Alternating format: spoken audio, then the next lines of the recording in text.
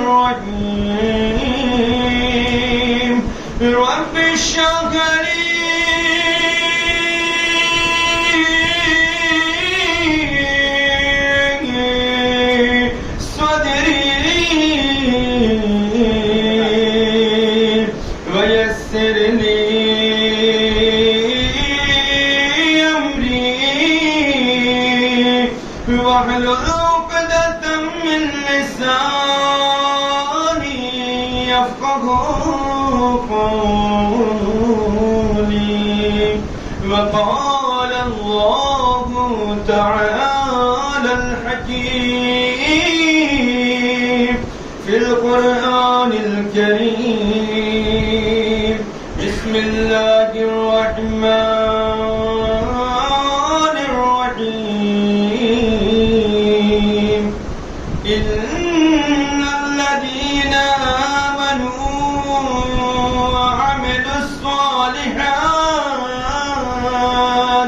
سيجعلهم الرحمن ودا. صلوات پڑھ دے محمد.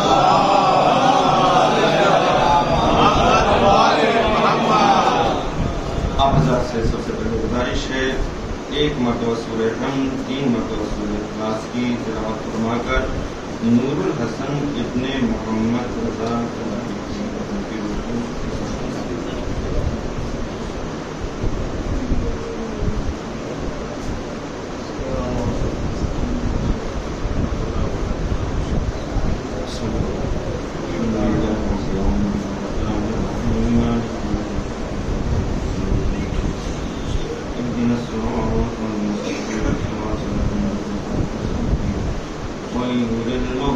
عليهم ولا الضالين.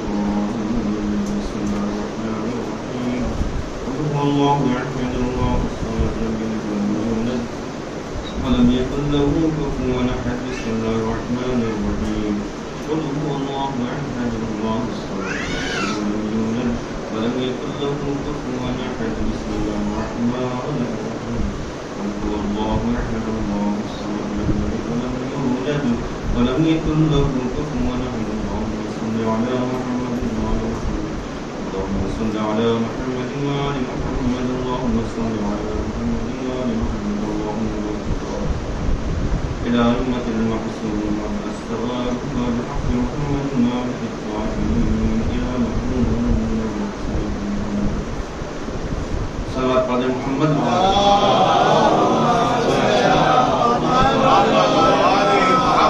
ایک اور صلوات پڑھیں گے.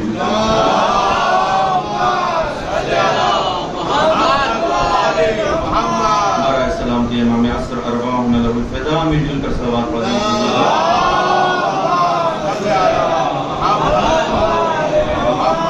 تمام مومنین و مومنات کی حفظ و سلامتی کے لیے، آفات و بلیات سے حفاظت کے لیے، خصوصی طور پر جو لوگ مریض ہیں ان سب کی شفا یابی کے لیے مل جل کر صلوات پڑھتے ہیں. محمد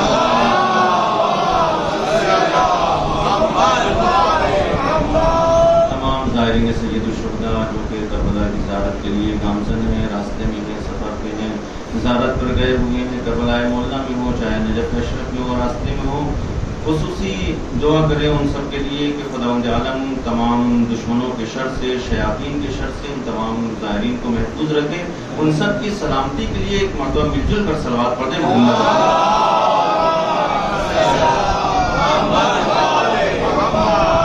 ارباب دانش اہل علم حضرات، معزز سامعین کرام، مولا امام حسین علیہ السلام کے مخلص عزاداروں، آپ کے درمیان حاضر ہونے کا شرف حاصل ہوا ہے. اور ظاہر سی بات ہے ایام عزا چل رہے ہیں، مجالس کا سلسلہ جاری و ساری ہے. مسلسل فرش عزا سے اٹھ کر ہم دوسرے فرش عزا پر عبادت میں شامل ہوتے ہیں اور اس کا حصہ قرار پاتے ہیں. یہ بی بی سیدہ سلام اللہ علیہ کا ہم پر کرم ہے، ان کی نوازش ہے کہ خداوند عالم نے ان کے توسط سے ہمیں اس لائق سمجھا کہ ہم اس عبادت کو انجام دیں. ویسا اتنی بڑی نعمت اور ہر ایک کو نصیب نہیں ہونے والی ہے. میں بار بار ہر مجلس میں اس چیز کی تاکید کرتا ہوں تاکہ ہمیں اس چیز کا احساس ہو جائے کہ ہم کون ہیں، ہم کیا ہیں اور کس ذکر کو کر رہے ہیں اور کہاں بیٹھے ہیں. قسم خدا کی یقین جانے جس دن ہمیں یہ احساس ہو جائے کہ ہم کیا ہیں اور کس کا ذکر کر رہے ہیں، صرف ایک احساس ضروری ہے کہ ہم کیا ہیں اور کس کا ذکر کر رہے ہیں، تو یقین جانے اسی دن ہماری زندگی کامیاب ہو جائے گی اور اسی دن ہمیں دنیا و آخرت کی جو کامیابی ہمیں نصیب ہوگی. یقین جانے یہ اتنا بڑا ذکر ہے کہ جس ذکر کو عام انسان نہیں کیا کرتے ہیں. اس ذکر کے لیے چادر کسا کی ضرورت ہوتی ہے، اس ذکر کے لیے انما یرید اللہ کی سند کی ضرورت ہوتی ہے، اس ذکر کے لیے انما ولیکم اللہ کی سند کی ضرورت ہوتی ہے، اس ذکر کے لیے کم از کم انا اعطیناک الکوثر کی سند ہونا چاہیے. صلوات پڑھے محمد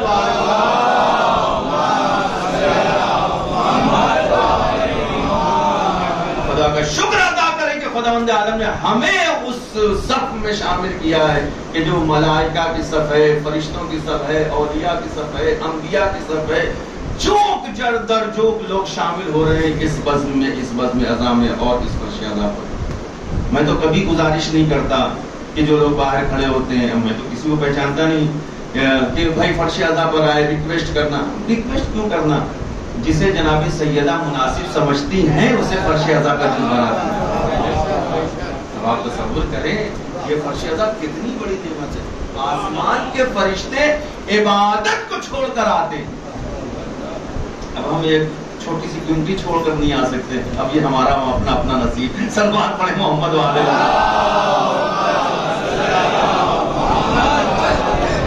بس بات کو یہیں سے شروع کریں، زیادہ وقت چونکہ ہو گیا، دامن وقت میں زیادہ گنجائش نہیں. بہت سی چیزوں کو مجھے پیش کرنا ہے آپ کے سامنے. اس آیت مبارکہ کے ذیل میں کہ جس میں سورہ مریم کی آیت نمبر 96 جس میں خداوند عالم نے ارشاد فرمایا کہ یا ان الذین آمنوا وعملوا الصالحات. کل کی مجلس میں بھی میں نے اسی آیہ مبارکہ کو سرنامے سخن قرار دیا تھا. آج بھی چونکہ اس علاقے میں ہو رہی ہے تو میں نے سوچا اس بات کو تھوڑا سا آگے بڑھایا جائے. ان الذین آمنوا وعملوا الصالحات، بے شک وہ لوگ کہ جو ایمان لے کر آئے اور عمل صالح انجام دیتے ہیں، نیک کام انجام دیتے ہیں. بڑی توجہ چاہتا ہوں، نیک کام انجام دیا کرتے ہیں. سَيَجْعَلُهُمُ الرَّحْمَنُ وُدًّا، ان قریب بہت جلد خداوند عالم یعنی خداوند رحمان، لفظ صفت جو استعمال ہوا اس میں، سَيَجْعَلُهُمُ الرَّحْمَنُ، ان قریب خداوند رحمان ان کے دلوں میں مودت کو بھر دے گا. آپ تصور کریں، خداوند عالم مودت کو کس کے دل میں داخل کرتا ہے، کس کا حصہ بناتا ہے؟ اس کے لیے دو شرطیں ہونا ضروری ہے. پہلی شرط مومن ہونا چاہیے، دوسری شرط یہ ہے کہ وہ عمل صالح، نیک عمل، نیک کام کو انجام دیتا ہو. اگر یہ دو صفت انسان کے اندر پائی جائے تو خداوند عالم کا وعدہ ہے، خداوند عالم کہہ رہا ہے کہ میں اس کے دل میں مودت کو داخل کر دوں گا. اب یہ سوال پیدا ہوتا ہے، پروردگار کس چیز کی مودت کو داخل کرنا ہے، کس چیز کی محبت کو داخل کرنا ہے؟ وہ کون سی ایسی چیز ہے کہ جس کی محبت کو تو اس کے دل میں داخل کرے گا، کہ جو مومن ہوگا اس کے دل میں داخل کرے گا، کہ جو نیک عمل انجام دیتا ہوگا؟ آواز قدرت آئے گی. اس کا تو فیصلہ ہم نے اس آیت سے بہت پہلے ہی کر دیا تھا اور رسول کی زبانی کہا تھا کہ قُل لَا أَسْأَلُكُمْ عَلَيْهِ أَجْرًا إِلَّا الْمَوَدَّةَ فِي الْقُرْبَى. صلوات پڑھیں محمد وآلہ.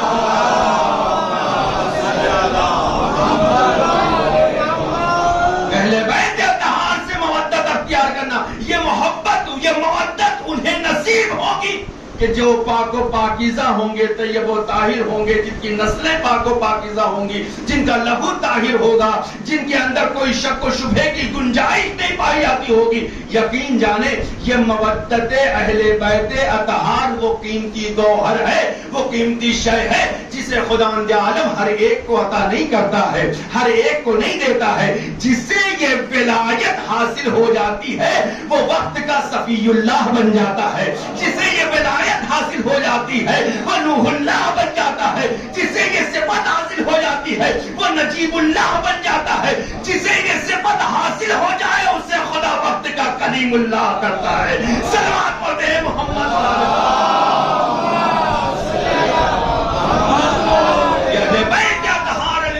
السلام کی مودت و محبت ہے. بس ایک ریکویسٹ کر دوں، میں بات کو آگے تھوڑا آگے آپ لوگ سمٹ آئیں تاکہ ادھر بھی آنے والوں کو پریشانی ہو. آپ سے گزارش ہے بس تھوڑا سا آگے آ جائیں. صلوات پڑھیں محمد والے محمد.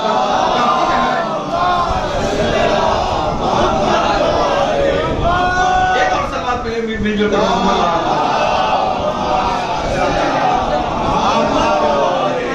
اور یقین جانے یہ محبت خداوند عالم دلوں میں اتارتا ہے. فی قلوب المؤمنین، مؤمنین کے قلوب میں ہوتی ہے، مومنین کے دلوں میں ہوتی ہے. میں نے جس آیت کا انتخاب کیا ہے بہت اہم آیت مبارکہ ہے، سورہ مریم. اٹھا کر دیکھیے گا اور انشاءاللہ وقت مل جائے، توفیق مل جائے تو تفسیر اس کی دیکھیے گا کہ مفسرین نے اس آیت مبارکہ کے ذیل میں کیا تحریر فرمایا ہے کہ خداوند عالم مومنین کے قلوب میں، شرط ہے مومن ہونا، غیر مومن کے دل میں مودت نہیں ہو سکتی ہے. اب کوشش نہ کریں کہ فلاں علی کا ذکر کیوں نہیں کرتا، فلاں ان کا نام کیوں نہیں لیتا، فلاں نعرہ کیوں نہیں لگاتا. بھیا نہیں ہو سکتا ہے کیونکہ یہ کام صرف مومنین کا ہے، خدا کی طرف سے یہ ہدیہ ہے. صلوات پڑھیں محمد.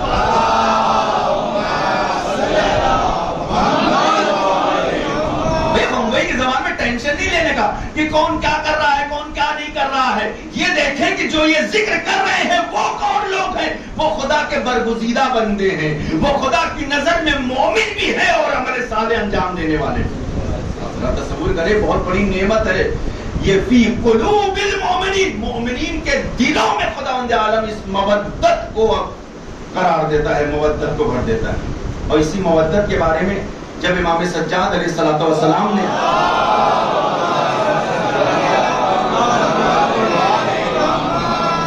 جب خطبہ دیا ہے دربار یزید میں، ہم تو خطبہ پڑھتے ہیں لیکن اس کے اوپر اگر غور و فکر کریں تو امام نے جب خطبہ دیا شروع میں کہ الحمدللہ الذی کر کے جہاں سے شروع کیا امام علیہ السلام نے، دوسرے تیسرے جملے میں امام علیہ الصلوۃ والسلام نے ارشاد فرمایا، امام فرماتے ہیں کہ جعل اللہ تعالی مودۃ فی قلوب المؤمنین، خدا بند عالم نے ہماری مودت و محبت کو مومنین کے دلوں میں قرار دیا ہے۔ ہماری محبت کو، ہماری مودت کو مومنین کے دل سے نکالا نہیں جا سکتا ہے، ان کے دل سے دور نہیں کیا جا سکتا ہے۔ یہ تنگ دستی میں ہوتے ہیں تو بھی ہمارا ذکر کرتے ہیں، فرحت کے عالم میں ہوتے ہیں تو بھی ذکر کرتے ہیں، غم کے عالم میں ہوتے ہیں تب بھی یہ ذکر کرتے ہیں۔ بلکہ ایک میں نے آج آرٹیکل دیکھا، ایک بڑا عجیب آرٹیکل تھا اور بہت ہی مزیدار، اس میں لکھتے کہ عجیب قوم ہے شیعہ، غم مناتے ہیں تو بھی اہل بیت کے ساتھ، خوشی مناتے ہیں تو بھی سلمان پڑھے محمد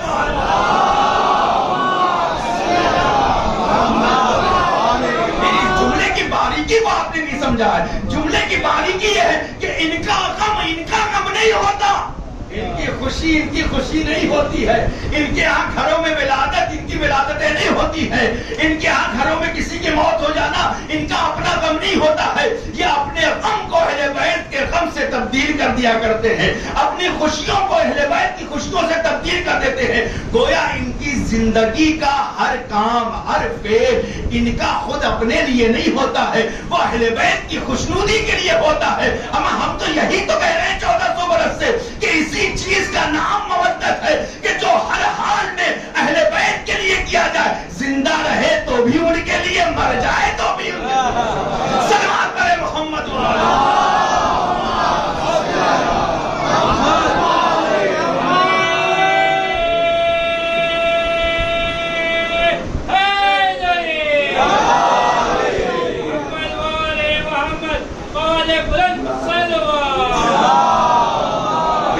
کھڑے ہو کے اچھے نہیں لگے، اندر آ جائیے، صلوات پڑھیں مل کر محمد وآل محمد پر۔ جعل اللہ مودۃ فی قلوب المؤمنین، ہماری محبت کو خداوند عالم نے مومنین کے دلوں میں، جسموں پر نہیں، جسموں پہ حکومت کرنے والے اور ہوتے ہیں، دلوں پر حکومت کرنے والے اور ہوتے ہیں۔ جسموں پہ حکومت کرنے والے ختم ہو جاتے ہیں، لیکن جن کی دلوں پر حکومت ہوتی ہے ان کا وجود ختم نہیں ہوتا ہے، پہلے بھی زندہ تھے، آج بھی ہے، کل بھی زندہ رہیں گے۔ اہل بیت علیہ السلام کا یہ معجزہ ہے۔ یقین جانے یہ مودت وہ قیمتی گوہر ہے، قیمتی تحفہ ہے کہ خداوند عالم نے ہمیں عطا فرمایا۔ کہتے ہیں کہ ہارون رشید کے زمانے میں، ساتویں امام کا زمانہ، امام موسی کاظم علیہ السلام،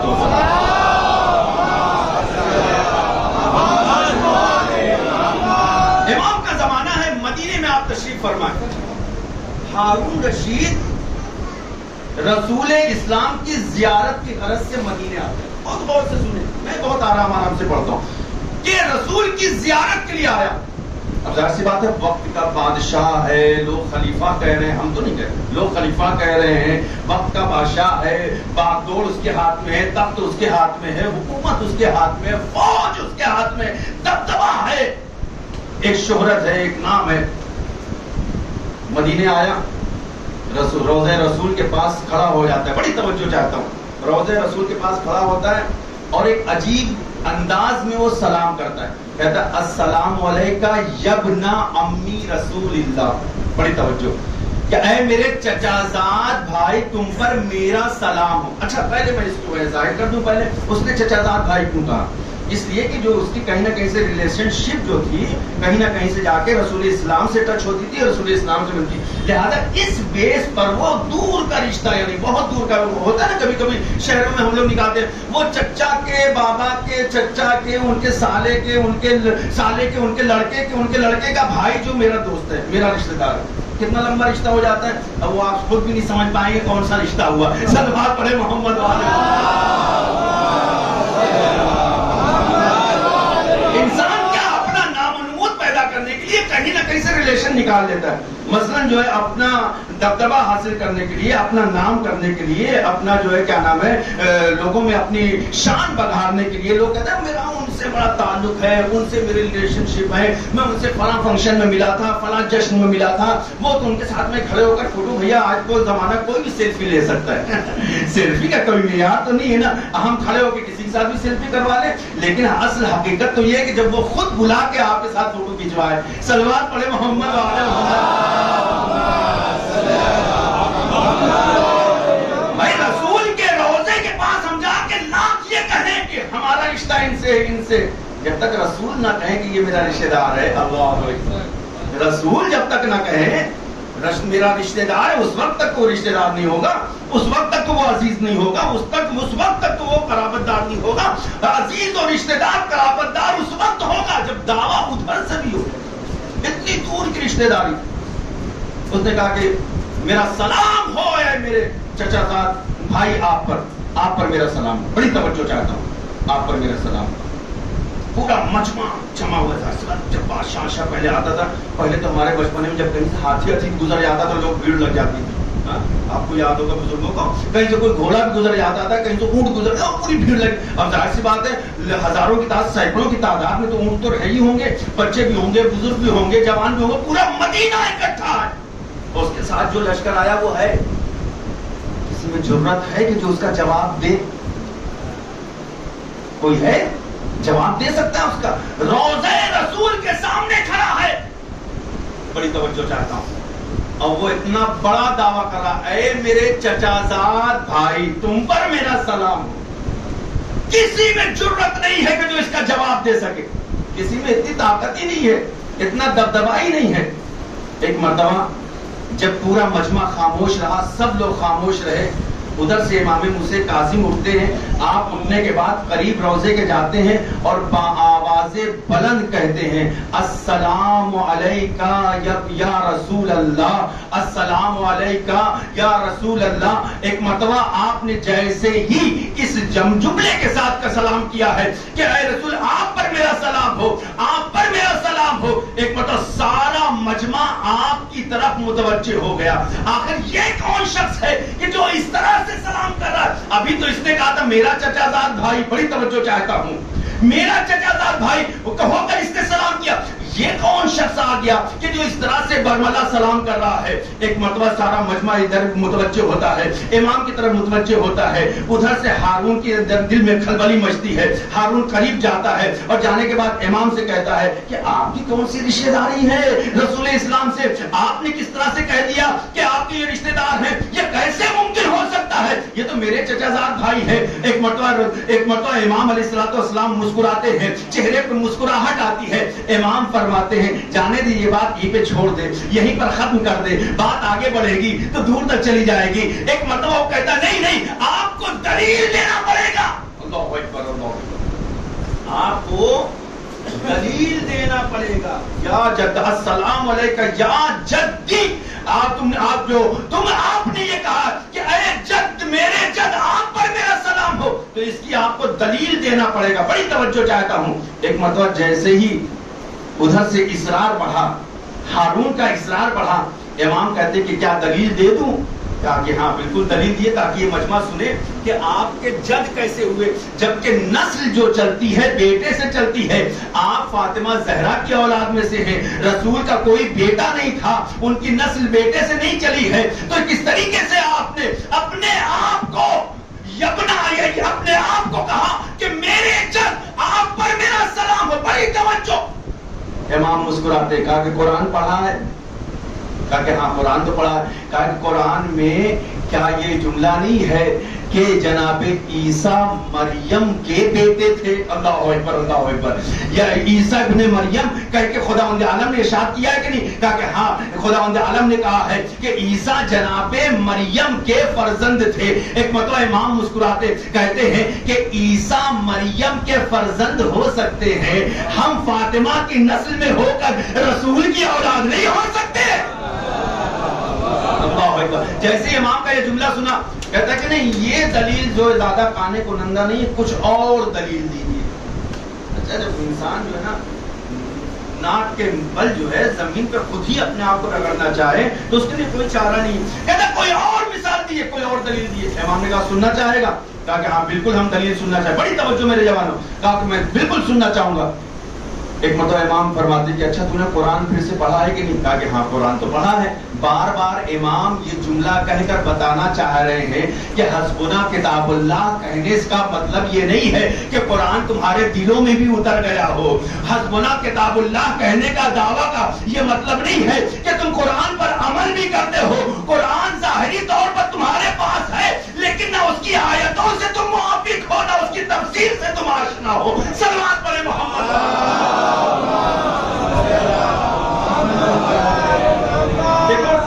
محمد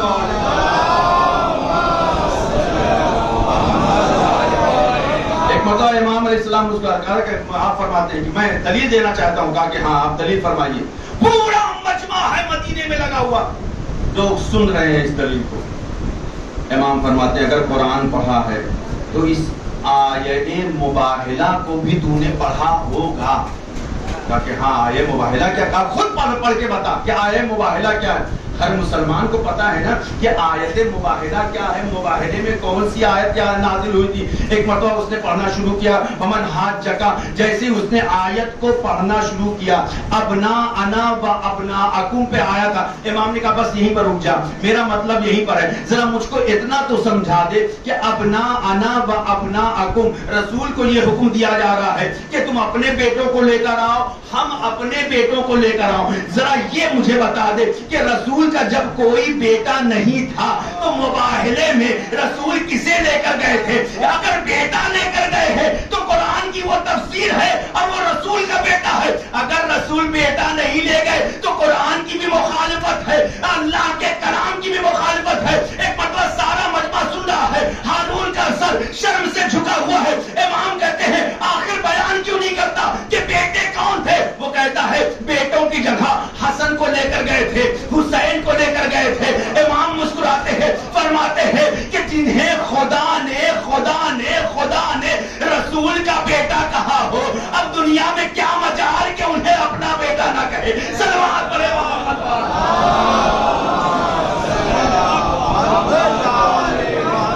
ایک بار تو امام نے جیسے ہی یہ فرمایا, امام ہارون خاموش ہو جاتا ہے. امام کہتے سن, خداوند عالم نے ہمیں انہی حسین کی نسل سے پیدا کیا ہے, لہذا ہمیں زیادہ حق بنتا ہے کہ ہم کو رسول کو یہ کہہ کر خطاب کریں السلام علیکہ یا جدی, اے میرے جد بزرگوار آپ پر میرا سلام ہو. تمہاری رشتہ داری بہت دور کی ہے. جد زیادہ نزدیک ہوتا ہے یا دور کا رشتہ دار؟ دادا زیادہ نزدیک ہوتا ہے یا دور کا رشتہ دار؟ تمہارا رشتہ ہوگا اس کے ہم قائل ہیں, اس سے ہمیں پرواہ نہیں ہے. رسول کے بہت سے رشتہ دار تھے, ابو لہب بھی رشتہ دار تھا, ابو جہل بھی رشتہ دار تھا, لیکن ہم قرابت دار رسول ہیں, ہم اہل بیت رسول ہیں, جس کے لیے خدا نے فرمایا انما یرید اللہ لیذھب عنکم الرجس. صلوات پڑھیں محمد.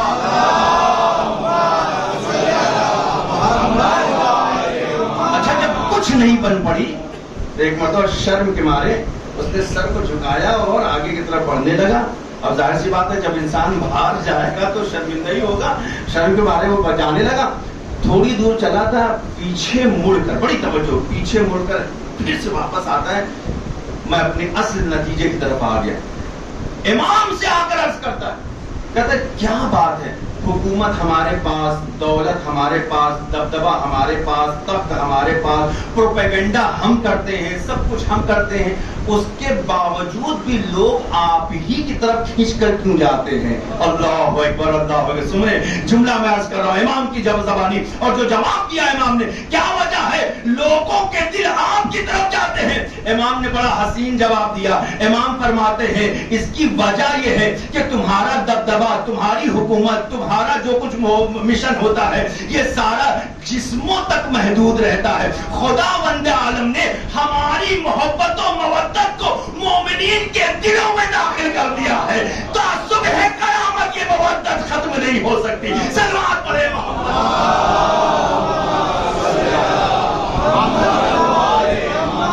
تعصب ہے قیامت یہ مودت و محبت ختم نہیں ہو سکتی ہے. خدا نے اس محبت و مودت کو, ہماری محبت کو, مودت کو مومنین کے دلوں میں داخل کیا. اور یہی وجہ تھی کہ جب امام سجاد علیہ السلام نے جب خطبہ دیا, مجھے خطبہ نہیں پیش کرنا ہے شام میں, اور پورا خطبہ ہونے کے بعد جب خطبہ پورا تمام ہو گیا تو جب یزید نے حکم دیا اذان دینے کا, اور جب مؤذن اللہ اکبر اشہد ان لا الہ الا اللہ کہتے ہوئے اشہد ان محمد رسول اللہ پر پہنچا ہے, صلوات پڑھیں محمد علیہ وسلم. جیسے ہی یہاں پر جملے پر پہنچتا ہے, امام نے کہا رک جا مؤذن. یزید سے مخاطب ہوئے اور مخاطب ہونے کے بعد کہا یزید سچ بتانا, یہ جو نام لیا جا رہا ہے یہ تیرے جد کا نام ہے یا میرے جد کا نام؟ اگر تو کہتا ہے تیرے جد کا نام ہے, تجھ سے بڑا جھوٹا نہیں ہے کوئی. اور اگر یہ اقرار کرتا ہے کہ میرے جد ہے تو پھر تو اپنے مشن میں فیل ہو گیا, اپنے پروپیگنڈے میں فیل ہو گیا, تجھے شکست ہو گئی. یہ نام تو مٹانا چاہتا تھا, دیکھ تو خود حکم دے رہا ہے اذان دینے کا. اللہ اکبر بھی زندہ ہے, محمد رسول اللہ بھی زندہ ہے. صلوات پڑھیں محمد.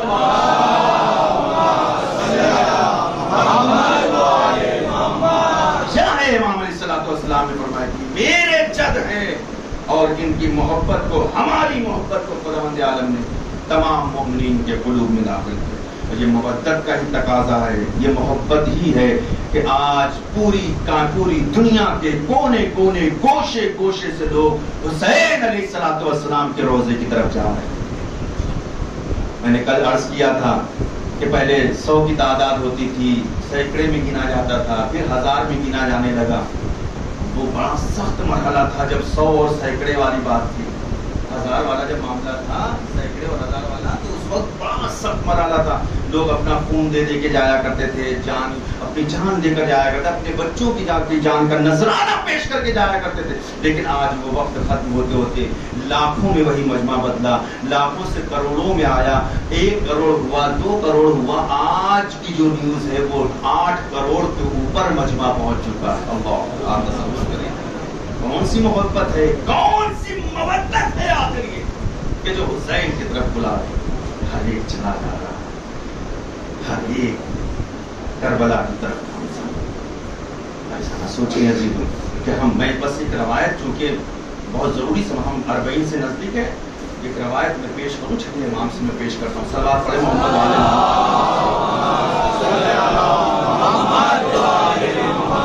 یہ روایت پیش کرنے سے پہلے میں سب سے پہلے ایک سوال کروں. پورے مجمع سے میرا سوال, انصاف سے دیکھیں, جھوٹ مت بولیے گا, بالکل جھوٹ نہیں, جو سچ ہے حقیقت وہی بتائیے.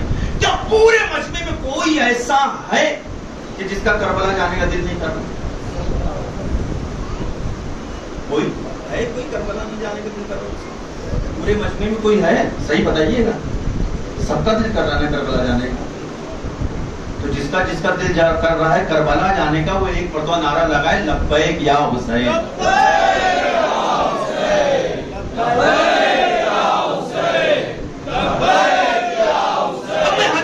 روایت کو پیش کرتا ہوں. سب کا دل کر رہا ہے کربلا جانے کا, کوئی ایسا تو نہیں, لیکن کوئی نہ کوئی وجہ ہوئی کہ ہم نہیں جا سکے اس سال, آپ نہیں جا سکے, کوئی نہ کوئی وجہ. اسی بات, پیسے کی تنگی, ویزے کی پرابلم, پاسپورٹ کی پرابلم, گھر کی پرابلم, کوئی نہ کوئی وجہ. انشاءاللہ آئندہ سال ہر کوئی جانے کی کوشش, خدا ہر ایک کو کربلا لے کے جائے. لیکن جو ہم نے نیت کیا کہ کربلا جائے, نہیں جا پائے, تو کیا ہم ثواب سے محروم ہو گئے؟ بڑی توجہ, یہ روایت صرف 40 کے لیے ملتی ہے, اور باقی زیارتوں کے لیے بھی ہے, لیکن جتنی تاکید سے 40 کے لیے ملتی ہے اتنی تاکید سے میں نے اس روایت کو کہنے دے. امام سے آ کر ایک شخص نے سوال کیا, مولا ہم بہت دور دراز رہتے ہیں, گاؤں میں رہتے ہیں, کربلا نہیں آ سکتے, 40 میں کیسے پہنچے؟ کیونکہ ہر امام نے تاکید کیا کہیں بھی رہو 40 میں پہنچو زیارت کے لیے. معصومین کی بڑی تاکید ہے اس پہ, 40 میں پہنچو. وہ سوال کرتا ہے, مولا ہم نہیں پہنچ سکتے, کیا آپ کریں؟ اللہ پیسہ اتنا نہیں ہے, نہیں جا سکتے, پرابلمز ہے گھر میں ہمارے, نہیں جا سکتے. مولا امام فرماتے ہیں کس نے کہا جانے کی ضرورت ہے؟ تو جہاں پر ہے وہیں پر کربلا کا ثواب حاصل کر سکتے, خاص طور سے 40 کے لیے. امام فرماتے ہیں جس جگہ بھی رہے روزے 40 زیارت اربعین کو پڑھ لے، اور اگر اسے نہیں پڑھ سکتا تو کم از کم ایک مرتبہ دل سے کہہ دے السلام علیک یا ابا عبداللہ۔ یقین جان کہ جو ثواب قبہ حسینی کے نیچے زائر کو نصیب ہوگا وہی ثواب تجھے بھی ملے گا، خداوند عالم تجھے ثواب سے محروم نہیں کرے گا۔ اس نے کہا اہل بیت نے ہمیں بہت نزدیک رکھا ہے، دل سے ارادہ کریں تو انسان کربلا پہنچ جائے۔ ایک مطلب تصور کی شرط ہے، صرف ایک دل میں اتارنے کی بات ہے، ایک مطلب تصور کرے کہ مولا ہم کربلا کی زیارت کرنا چاہتے ہیں، گھر کی چھت پر جائیں، کربلا کا رخ کر کے کہیں السلام علیک یا ابا عبداللہ الحسین، السلام علیک وعلی الارباب التي خلت بفدائک، علیک منی سلام اللہ ابدا ما بقیت وبقی اللیل والنہار ولا جعلہ اللہ آخر العہد منی لزیارتکم، السلام علی الحسین وعلی علی ابن الحسین وعلی اولاد الحسین وعلی صحاب الحسین۔ ایک مرحوم کے سال ثواب کی مجلس ہے نا، ذکر کر دوں عزادارو، یہ اتنا بڑا کیمیا ہے، اتنا اہم کیمیا ہے نا یہ عزیزو، اگر اسے آپ نے اپنا لیا نا تو یقین جانے یہ زیارت عاشورہ پڑھتے کہ نہیں پڑھتے، اگر نہیں پڑھتے تو اس کی عادت ڈالے، پڑھے زیارت عاشورہ۔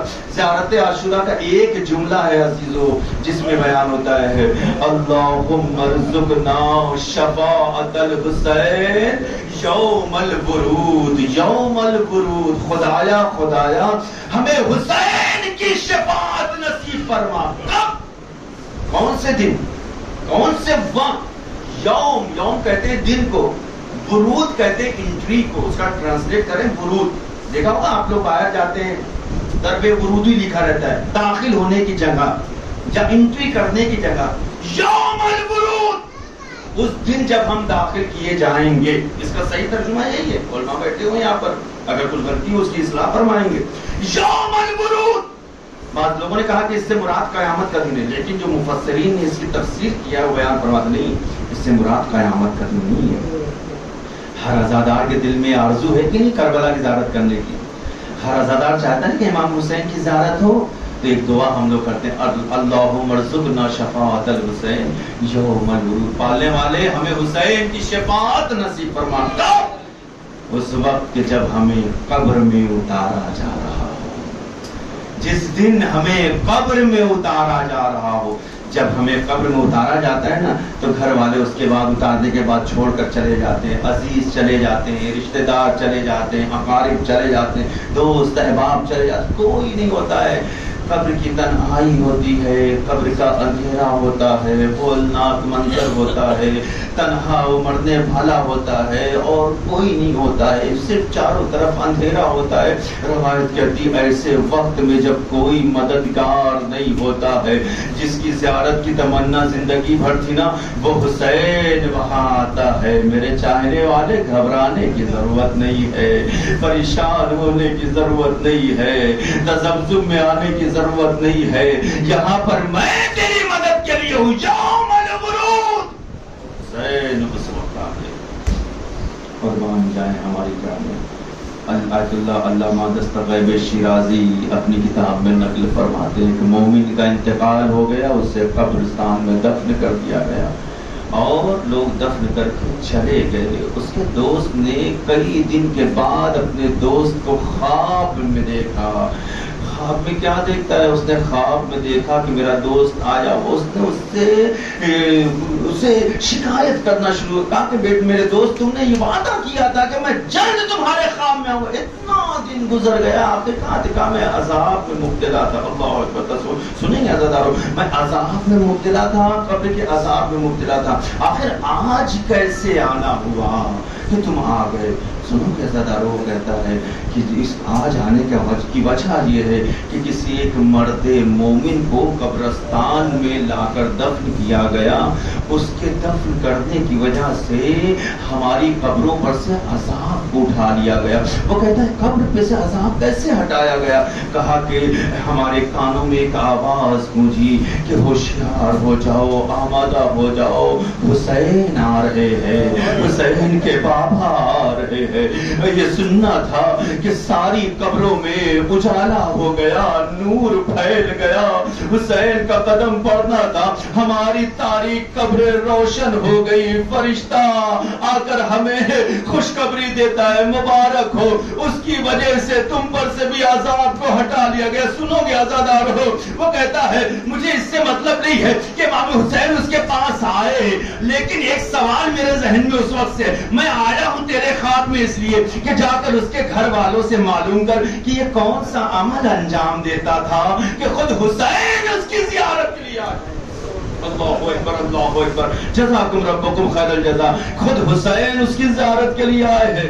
صبح میں جیسے ہی آنکھ کھلی نازدارو، وہ اسی ایڈریس پہ جس پہ اس نے دوست نے بتایا تھا وہاں جانے کی کوشش جاتا ہے. دق الباب کیا، دروازے پر پہنچ کر دروازے سے ایک جوان بیٹا نکلتا ہے. اس سے سوال کرتا ہے مجھے ذرا یہ بتا کہ تیرے گھر میں کسی کا انتقال ہوا؟ وہ کہتا ہے ہاں میرے گھر میں کل بابا کا انتقال ہوا. کہا ذرا مجھے بتا کون سا عمل وہ انجام دیتے تھے؟ کا کوئی خاص عمل تو نہیں تھا، ہاں نماز معمول کے مطابق پڑھتے تھے، کار خیر کیا کرتے تھے، ہمارا خیال رکھا کرتے. ساری چیزیں بیان کرنے کے بعد وہ کہتا نہیں کوئی خاص عمل تو ہوگا. وہ کہتا مجھے نہیں پتا، ہاں لیکن اتنا پتا ہے جب رات میں ہم سب سو جاتے تھے، رات کے سناٹے میں گھر کی چھت پہ جا کر وہ کربلا کا رخ کر کے کہتے تھے السلام علی الحسین،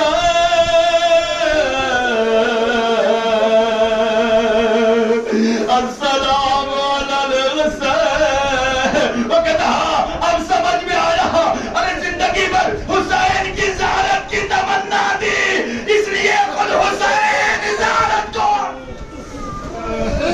روزادارو خدا ہر ایک کو حسین کی زیارت نصیب کرے. جزاکم ربکم خیر الجزا.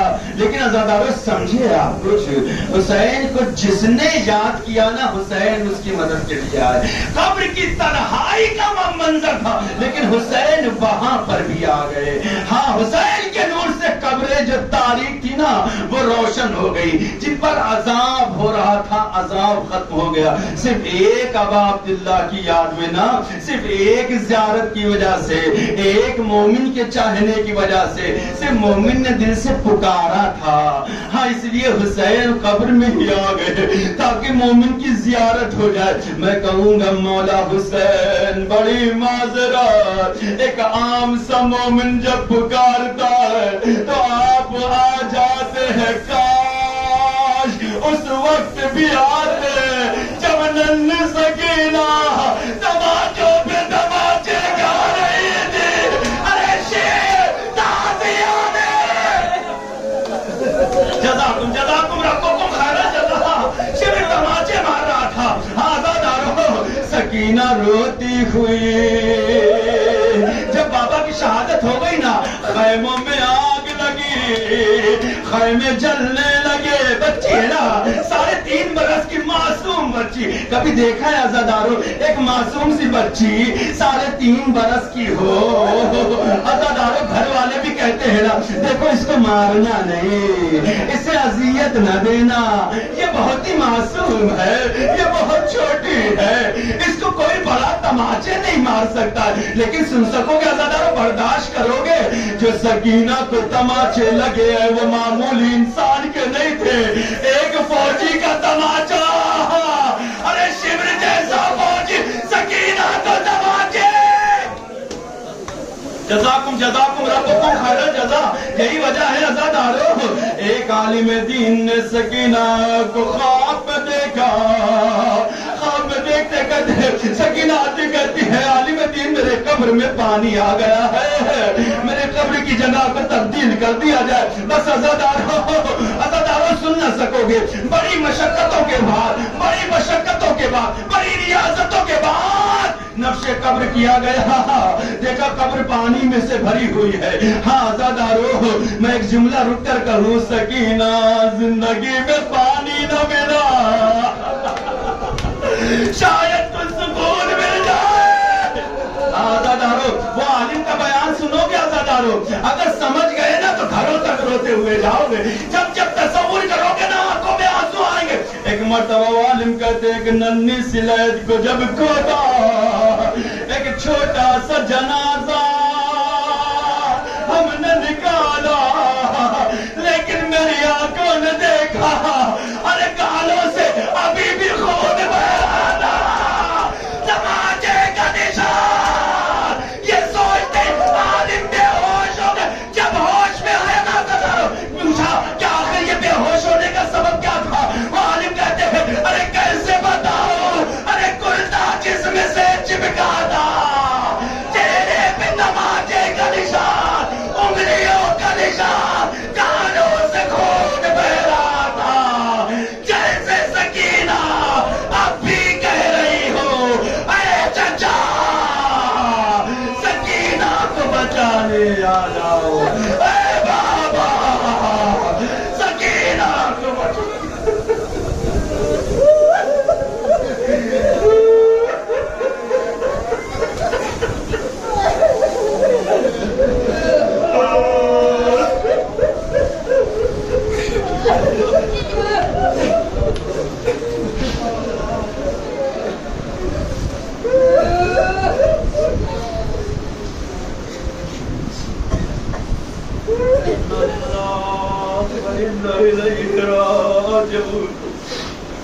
پھر ذنب قضا ہوئی بتسلیما لامر یا اللہ یا اللہ یا اللہ یا حمید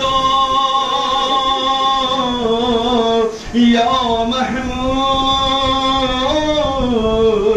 بحق محمد یا علی بحق علی یا فاطر بحق فاطمہ یا محسن بحق الحسن یا قدیم الحسان بحق الحسین الرتشان بحق الائمة التسعة الطاہرین من ذریة الحسین علیہ الصلاة والسلام. تجھے واسطہ ہے بیت اطہار کا, تمام مومنین و مومنات کی مشکلات و پریشانیوں کو دور فرما. اے میرے اللہ ہماری اس مختصر سی مگر نیک عبادت کو قبول فرما. خدایا ہم میں جو بیمار ہے, بیمار حسین سید سجاد یتیم حسین سکینہ کے صدقے میں سب کو شفاء کامل و عاجل عطا فرما. خدایا ہم میں جو مقروض ہیں ان کے قرضوں کو از غیب ادا فرما. میرے اللہ تجھے واسطہ اہل بیت اطہار کو, جہاں کہیں بھی شیعان حیدر کرار ہیں, مسلمانان عالم ہیں, ان کی جان مال عزت و آبرو, ان کی ناموس اور بچوں کی حفاظت فرما. اے میرے اللہ تمام زائرین کربلا کو اپنی حفظ و امان میں فرما. تمام زائرین کو شیطان اور دشمنوں کے شر سے محفوظ فرما. خدایا ہمارے سروں پہ آیات اعظام کا سایہ قائم و دائم فرما. خدایا تیری بارگاہ میں دعا ہے, یوسف زہرا فرزند زہرا امام اسرار واہنا لہ الفدا کے ظہور پر نور میں تعجیل فرما, اور ہم سب کو ان کے آبان و انصار میں شمار فرما. ربنا تقبل منا انك انت السمیع العلیم. ماتم حسین یا حسین.